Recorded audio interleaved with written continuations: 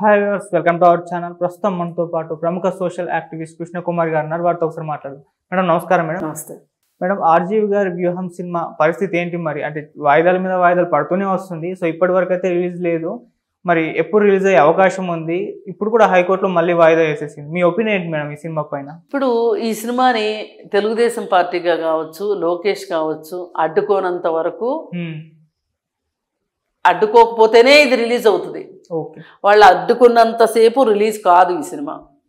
అందులో ప్రస్ఫుటంగా కనిపిస్తుంది ఏంటి అంటే, అక్కడ తెలుగుదేశం పార్టీ వాళ్ళని, మరీ ముఖ్యంగా చంద్రబాబు నాయుడిని, అలాగే కాంగ్రెస్ పార్టీని, సోనియా గాంధీని విలన్లుగా చూపించిన విషయం అది. అవును. మరి వాళ్ళిద్దరూ అడ్డుకోకుండా ఎలా ఉంటారు? ఇది కాంగ్రెస్ వాళ్ళకి కడుపు మంటగానే ఉంది, టీడీపీ వాళ్ళకి ఇంకాస్త కడుపు మంటగా ఉంది. ఇది ఖచ్చితంగా ఆర్జీవి తన ప్రతిభా పాఠవాలు చూపించుకుంటానుకో, తన సినిమా ఇంట్రెస్ట్ కోసం చేసిన సినిమా కాదు ఇది. అంటే ఇది వృత్తికి న్యాయం చేసే విషయంగా మాత్రం కాదు. ఇది కేవలం అతను ఒక వ్యాపారంగా మాత్రమే చూశాడు. జగన్మోహన్ రెడ్డి పెట్టుబడి పెట్టాడు, ఈయన సినిమా తీశాడు. ఆర్జీవి చాలా అప్పుల్లో ఉన్నాడు. అప్పుల్లో ఉన్నాడు కాబట్టి ఏదో ఒక పెద్ద సినిమా తీసి, ఒక పొలిటికల్ సినిమా తీసి, వాళ్ళ దగ్గర నుంచి డబ్బులు తీసుకొని, ఆ డబ్బులతోటి అప్పులు తీర్చుకొని బయటపడాలనుకుంటున్నాడో, లేకపోతే ఒక పెద్ద పొలిటీషియన్ తన వెనకమాల ఉన్నాడు కాబట్టి, ఆయన అప్పుడప్పుడు జోకులు వేస్తుంటాడు కదా, నాకు దావూద్ ఇబ్రహీం తెలుసు, నాకు వాళ్ళు తెలుసు, వీళ్ళు తెలుసు అని మాట్లాడుతూ ఉంటాడు కదా. వాళ్ళందరూ ఉన్నారు కదా, ఈ అప్పులు ఇచ్చిన వాళ్ళందరినీ నోరు మూయించడం ఎంతసేపు అనే ఉద్దేశమో ఏమో తెలియదు. కానీ ఆర్జీవి మట్టుకు రైట్ రాయల్గా, అంటే తన వృత్తి ఒక కళామ తల్లికి విలువిచ్చే విధంగా సినిమాలు తీస్తున్న పరిస్థితి అయితే లేదు. అది ఎప్పుడో పాత రాంగోపాల్ వర్మ. ఇప్పుడు రాంగోపాల్ వర్మ ఏంటి అంటే ఒక కిరాయి మనిషిలాగా తయారయ్యాడు. కిరాయికి సినిమాలు తీస్తున్నాడు. మొన్న కొండా సురేఖ వాళ్ళది సినిమా తీశాడు. వాళ్ళు ఇప్పుడు కనిపిస్తే కొడతామంటున్నారు. ఇంటికి వచ్చి కొట్టడం పెద్ద కష్టమేం కాదు వాళ్ళకి. కాకపోతే ఇలాంటి వాడితో ఎందుకులే అనుకుంటున్నారు. అంటే వాళ్ళ కోపం అయితే అలా ఉంది, వాళ్ళ భావన అయితే అలా ఉంది. సినిమా చెడగొట్టాడు, మేము చెప్పినట్టు తీయలేదు అని. సరే, వాళ్ళ దగ్గర డబ్బులు తీసుకుని ఉంటాడు కదా, ఒట్టిగా అయితే చేయడు కదా. ఆ డబ్బులకి న్యాయం జరగలేదు, ఆ కథకి న్యాయం జరగలేదనే కదా వాళ్ళు గగ్గోలు పెడుతుంది. అలాగే ఇంతకుముందు కూడా కమ్మరాజ్యంలో కడప బిడ్డలని దాని పేరు మార్చమంటే ఏదో పేరు మార్చి ఏదేదో చేసి ప్రతి సినిమాకి ఒక గందరగోళం జరగందే రాంగోపాల్ వర్మకి నిద్ర పట్టదు. వివాదాల దగ్గరికి ఈయనన్నా వెళ్తాడు, వివాదాలు ఈయన దగ్గరికన్నా వస్తుంటాయి. మరి ఇలా జరుగుతున్న క్రమంలో నెహ్రూ మీద కూడా, విజయవాడలో నెహ్రూ మీద కూడా ఒక సినిమా తీశాడు. అట్లా ఇంకా కొంతమంది దగ్గర వంగవీటి రంగా మీద ఒక సినిమా తీశాడు. సరే, ఏ సినిమా తీసినా ఆయన పూర్తి వాస్తవాలు అయితే ఏ రోజు చూపించలేదు. పూర్తి వాస్తవాలు చూపించలా, అది క్లారిటీ. మరి పూర్తి వాస్తవాలు చూపించుకోకుండా జగన్మోహన్ రెడ్డి దగ్గర డబ్బులు తీసుకొని, జగన్మోహన్ రెడ్డికి అనుకూలము, వేరే పార్టీ వాళ్ళకి అననుకూలము అయిన సినిమా తీశాడు కాబట్టి అవతల పార్టీ వాళ్ళు కడుపు మండి కోర్టుకు వెళ్ళారు. కోర్టుకు వెళ్ళి ఇక్కడ ఆర్జీవి ఆడుకుంది ఎవరెవరితోటి అంటే, చంద్రబాబు నాయుడుతో ఆడుకున్నాడు, తెలుగుదేశం పార్టీతో ఆడుకున్నాడు, అలాగే సోనియా గాంధీ మీద కూడా ఆరోపణలు చేయటం. అంటే ఏంటి దాని వెనకమాల ఉద్దేశం అంటే, ఇక్కడ చంద్రబాబు నాయుడు, లోకేష్, టీడీపీ పార్టీ అనేది ఇక్కడ ఒక విషయం. వాళ్ళ మీదకి వెళ్ళి కూడా సినిమాలు తీయడం కరెక్టు, అబద్ధాలతో సినిమా తీయడం కరెక్ట్ అని నేను అనట్లా. ఇది వ్యక్తిగతము, పైగా పార్టీకి సంబంధించిన విషయం.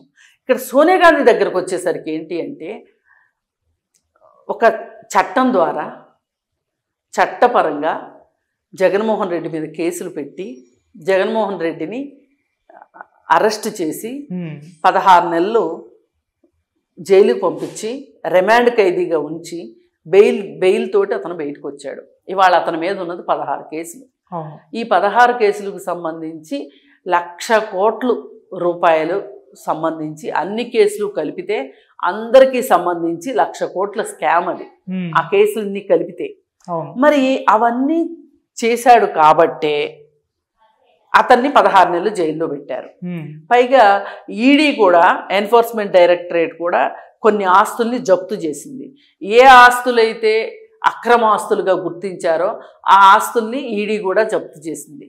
అంటే ఏమీ లేకుండా సోనియా గాంధీ కడుపు మంటతోటి ఒక కేసు పెట్టేసేస్తే ఇంత కేసు అవుతుందా? పైగా అది ఇంకా కోర్టులో ఉంది. కోర్టులో ఉన్న వ్యవహారాలను ఏమంటారంటే కోర్టు పరిధిలో ఉంది, మనం వ్యాఖ్యానించకూడదు అంటారు ఎవరైనా సరే. కానీ ఈ సదరు రామ్ గోపాల్ వర్మకి చట్టాల మీద నమ్మకం ఉండదు, వ్యక్తుల మీద అసలే గౌరవం ఉండదు. ఈయన ఆ చట్ట పరిధిలో ఉన్న విషయాన్ని తీసుకుని వచ్చి ఈయన ఓన్ జడ్జిమెంట్ ఈయన జగన్మోహన్ రెడ్డికి అనుకూలంగా ఇచ్చాడు. అది అభ్యంతరకరం. నువ్వు ఒక సిబిఐ లాంటి సంస్థని, ఈడీ లాంటి సంస్థని, కోర్టుల్ని, వీళ్ళందరినీ నువ్వు తప్పుపట్టావు ఒక వ్యక్తి కోసము, ఆ వ్యక్తి ఇచ్చే డబ్బుల కోసము అంటే నీదెంత నీచత్వం అనుకోవాలి? ఇక్కడ ఏమన్నా కళ ఉందా? కళాత్మక విలువలు ఉన్నాయా? నువ్వు ఒక అమ్ముడు పోయిన మనిషివి. మరి వాళ్ళు ఇది ఈ సినిమాకి సెన్సార్ సర్టిఫికేట్ ఎట్లా ఇస్తారు? పూర్తిగా మనుషుని బోలిన మనుషుల్ని పెట్టాడు. పెట్టి అబద్ధాలు చెప్పి వీళ్ళు దొంగలు అని ముద్రేసి జగన్మోహన్ రెడ్డి ఒక్కడే పవిత్రాత్ముడైనట్లు, అతను ఏ తప్పు చేయనట్టు, అయినా కానీ అందరూ కలిసి కుట్ర పన్ని ఆయన మీద కేసులు పెట్టి ఆయన జైలుకు పంపించారు అని ఇప్పుడు ప్రపంచానికి వ్యూహం సినిమా ద్వారా చెప్పించదలుచుకున్నారు జగన్మోహన్ రెడ్డి. దానికి ఈయన కథ, స్క్రీన్ ప్లే, డైరెక్షను అన్నీ, అవసరమైతే ప్రొడ్యూసరు అయ్యి ఆయన అంతా తానే అన్నీ తానే చేశాడు. ఇప్పుడు ఆ సినిమాకి వాళ్ళు అడ్డుకున్నారు కాబట్టి అసలు దీనికి సెన్సార్ సర్టిఫికేట్ ఎట్లా ఇస్తారు? ఇయటానికి వీల్లేదు, మా పరువుకు భంగం కలిగించేలాగా ఉంది, ఆ సినిమాని ఆపండి అని అడుగుతున్నారు. పైగా ఇంకోటి ఏంటంటే, అదే ఇంకో టైం అయితే సార్ తీసుకున్నావు చూపించుకో, జనాలు వాళ్ళ విచక్షణకు వదిలేస్తున్నామని ఊరుకుంటారు. కానీ ఇది ఎన్నికల సమయం. ఈ ఎన్నికల సమయంలో నువ్వు ఇలా ఒక మనిషి చాలా గొప్పవాడు అని వేరే వాళ్ళ మీద బురద చల్లితే ఎవరికి లాభం? అక్కడ నీకెవరైతే డబ్బులు ఇచ్చి కిరాయికి నీతో సినిమా చేయించుకున్నారో వాళ్ళకి లాభం. వాళ్ళ కోసం నువ్వు ఈ పని చేసావు. ఇది దుర్మార్గం. అందుకే వాళ్ళు కోర్టుకు వెళ్ళారు. కోర్టు కూడా వాళ్ళు చెప్పిన మాటలను నమ్ముతుంది. నువ్వు ఎప్పుడైతే వ్యక్తి ముఖ్యమా సంస్థ ముఖ్యమా అంటే సంస్థే ముఖ్యం. అలాగే చట్టాలు ఉన్నాయి మనకి, ఆ చట్టం ప్రకారం ఏదైనా వెళ్ళాలి. ఇప్పుడు జగన్మోహన్ రెడ్డి ఏం చేయాలి? చట్టపరంగా నిన్ను అరెస్ట్ చేసి జైల్లో పెట్టారు కాబట్టి నీకు చట్టపరంగానే బెయిల్ వచ్చింది కాబట్టి నువ్వు బయటకు వచ్చాక నీ కేసుల్ని నువ్వు చట్టపరంగానే ఎదుర్కోవాలి. అంతేగాని ఇలా సినిమా పరంగా ఎలా ఎదుర్కొంటావు నువ్వు? రాజకీయ లబ్ధి కోసం, పైగా ఎలక్షన్ల కోసం. ఇది వాళ్ళ ప్రధాన ఆరోపణ. మనం కూడా అదే మాట్లాడుతున్నాం. అందుకని ఎట్టి పరిస్థితుల్లో ఈ వ్యూహం సినిమా ఎప్పటికీ రిలీజ్ అవ్వకపోవటం మంచిది ఒకటి. లేదు అనుకుంటే ఆంధ్రప్రదేశ్ ఎలక్షన్లు అయ్యే వరకు, ఆంధ్రప్రదేశ్లోనా తెలంగాణలో ఎలక్షన్స్ లేవు కాబట్టి తెలంగాణలో అని అడుగుతున్నారు. తెలంగాణలో ఎందుకు ఎలక్షన్స్ లేవు? తెలంగాణలో పార్లమెంట్ ఎలక్షన్స్ ఉన్నాయి. మరి సోనియా గాంధీ మీద తీస్తే తెలంగాణలో ఓట్లు వేయద్దా మరి సోనియా గాంధీకి? అందుకని ఎక్కడా రిలీజ్ అవడానికి వీల్లేదు ఆ సినిమా. ఎలక్షన్లు అయిన తర్వాత రిలీజ్ చేసుకుంటే చేసుకోండి. కానీ ఎలక్షన్లు అయ్యే వరకు, పార్లమెంట్ ఎలక్షన్లు అయ్యే వరకు ఆ సినిమా రిలీజ్ కాకూడదనే చెప్తాం మనమైనా. ఓకే, అంటే మేడం యాత్ర మూవీ కూడా ఒకటి తీశారు కదా సీక్వెల్, మరి దాని పరిస్థితి కూడా వ్యూహం లాగానే లోకేష్ గారు దానిపైన కూడా కేసు పెడతారా? దాన్ని కూడా ఆపే ప్రయత్నం ఏమైనా చేస్తారా? చేయాల్సిన అవసరం ఉంది అంటారా? ఉంటుంది. మరి యాత్ర సినిమా వాళ్ళు తీసుకున్నారు అంటే మరి దాని డైరెక్టర్ ఎవరో నాకైతే తెలియదు. మరి వాళ్ళకు అనుగుణంగానే అల్లుకుంటారు కదా. ఇప్పుడు ఒక ఉరిశిక్ష పడిన ఖైదీ ఉంటాడండి, ఏంటి చెప్పు అంటే తనదైన శైలిలో తనకు అనుకూలమైన కథే చెప్తాడు తప్పితే ఉరిశిక్ష వేసింది సాక్షాత్తు కోర్టు, లాయర్లు మాట్లాడారు, జడ్జి తీర్పిచ్చారు కాబట్టి నేను గౌరవిస్తున్నాను అంటాడా? అప్పుడు కూడా నేను నిర్దోషిననే నమ్ముతాడు అతను. దోషిని అనుకుంటాడా? అనుకోడు. వాళ్ళెవరో కక్ష కట్టారు నా మీద, కక్ష కట్టి నా మీద ఈ విధమైన కేసు పెట్టారు, నేను అమాయకుడినే అంటాడు. నేను ఇప్పుడు నిన్న ఒక ఆవిడ కొడుకుని చంపేసింది, ఆవిడ ఏమంటుంది? నేను చంపలేదు అంటుంది. మరి ఇంకెవరు చంపారు? ఆమె చంపకపోతే, ఆమె పక్కనే ఉన్న పిల్లాడిని ఆమె చంపకపోతే ఇంకెవరు చంపుతారు? పోనీ ఎవరొచ్చి చంపారో చెప్పాలి కదా కనీసం.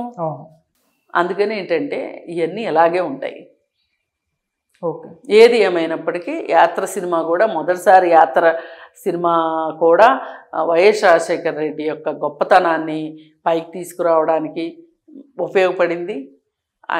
ఆయన ప్రతిష్టని పెంచారు. ఇప్పుడేమో జగన్మోహన్ రెడ్డి ప్రతిష్టను పెంచాలని చూస్తున్నారు. ఎవరు ఒప్పుకున్నా ఎవరు ఒప్పుకోకపోయినా, అవునన్నా కాదన్నా, ఆయన 16 కేసుల్లో ముద్దాయి, 16 కేసుల్లోనూ ప్రధాన ముద్దాయి. ఆయన ఆస్తులు ఈడీ జప్తు చేసింది. ఇప్పుడు ఏదో బీజేపీ పుణ్యాన కొన్ని ఆస్తులు ఈడీ నుంచి విడుదలయ్యి వస్తున్నాయి బయటికి. ఆయన క్విడ్ ప్రోకో చేశాడని ప్రపంచం మొత్తానికి తెలుసు. లేకపోతే అంత తక్కువ సమయంలో అన్ని 100 కోట్లు ఆస్తులు ఎవరు సంపాదించలేరు. అందుకోసం మరి ఆయన ఆ శిక్ష నుంచి తప్పించుకోవటానికి ఈ సినిమాల ద్వారా నేను నిర్దోషిని చెప్పుకోవటము, లేదా అధికారం వచ్చింది కాబట్టి ప్రజలు ఒప్పుకున్నారు, నేను దోషినైతే నాకు ప్రజలు ఎందుకు ఓట్లేస్తారని ఇలాంటి మాటలు మాట్లాడుకుంటూ వెళ్తున్నాడు ఆయన. ఏది ఏమైనా సరే ఈ వ్యూహాలు, ఈ యాత్రా సినిమాలు ఇవన్నీ ప్రజలుని వాళ్ళ మనసులు మార్చాలని వీళ్ళ ఉద్దేశం.